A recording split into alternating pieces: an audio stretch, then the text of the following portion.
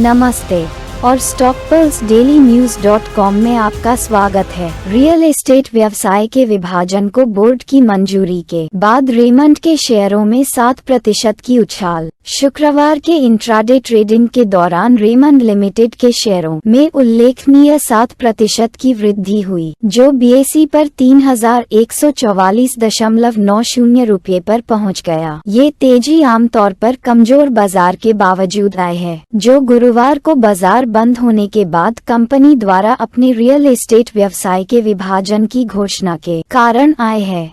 इस रणनीतिक कदम का उद्देश्य शेयरधारक मूल्य को अनलॉक करना और भारतीय संपत्ति बाजार में विकास के अवसरों को भुनाना है।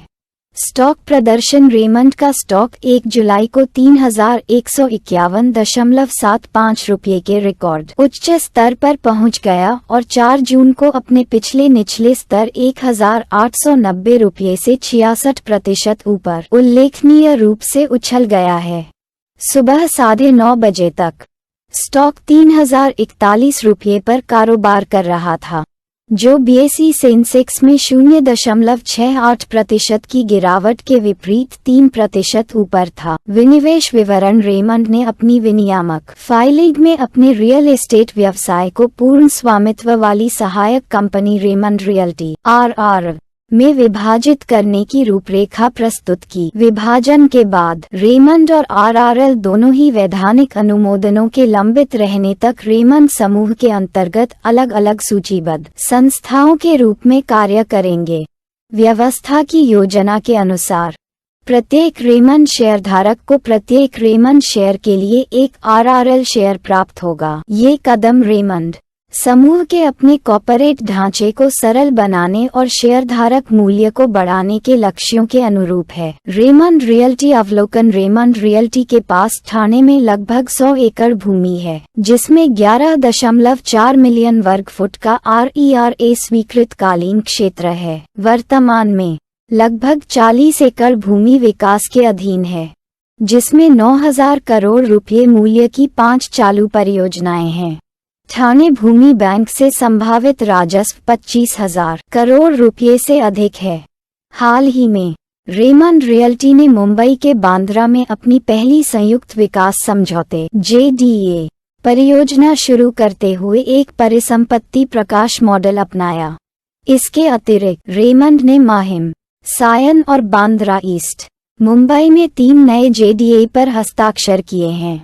इन 4 JDA परियोजनाओं से 7,000 करोड़ रुपये से अधिक की संयुक्त राजस्व क्षमता है। कुल मिलाकर ठाणे भूमि बैंक और JDA के विकास से 32,000 करोड़ रुपये का संभावित राजस्व प्राप्त होने की संभावना है। व्यावसायिक रणनीति और बाजार दृष्टिकोण। रेमंड के प्रबंधन को निरंतर लाभदायक वृद्धि की उम्मीद है। कंपनी की परिधान क्षमता में 1/3 की वृद्धि की जा रही है, जिससे रेमंड दुनिया की तीसरी सबसे बड़ी सूट निर्माता कंपनी बन जाएगी। China+1 रणनीति इस विस्तार को और मजबूत करती है, क्योंकि भारत एक पसंदीदा सोर्सिंग गंतव्य बना हुआ है। घरेलू स्तर पर आगामी शादी और त्योहारी सीजन के कारण उपभोक्ता भावना सकारात्मक रहने की उम्मीद है, जिससे औपचारिक और दैनिक पहनने वाली श्रेणियों की मांग बढ़ेगी। रेमंड ने विकास को बनाए रखने के लिए नई पहल शुरू करने की योजना बनाई है,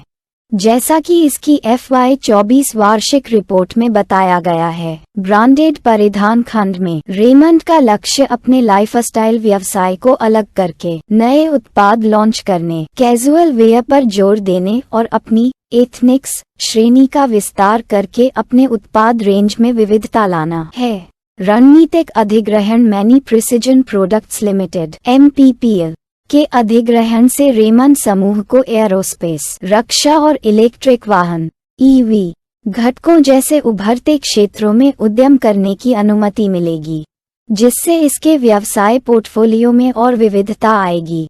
ये रणनीतिक विभाजन और विस्तार रेमंड की अपने शेयरधारकों के लिए विकास और मूल्य सृजन के प्रति प्रतिबद्धता को रेखांकित करता है, जो कंपनी को विभिन्न क्षेत्रों में दीर्घकालिक सफलता के लिए तैयार करता है। stockpulse-dailynews.com पर आने के लिए धन्यवाद।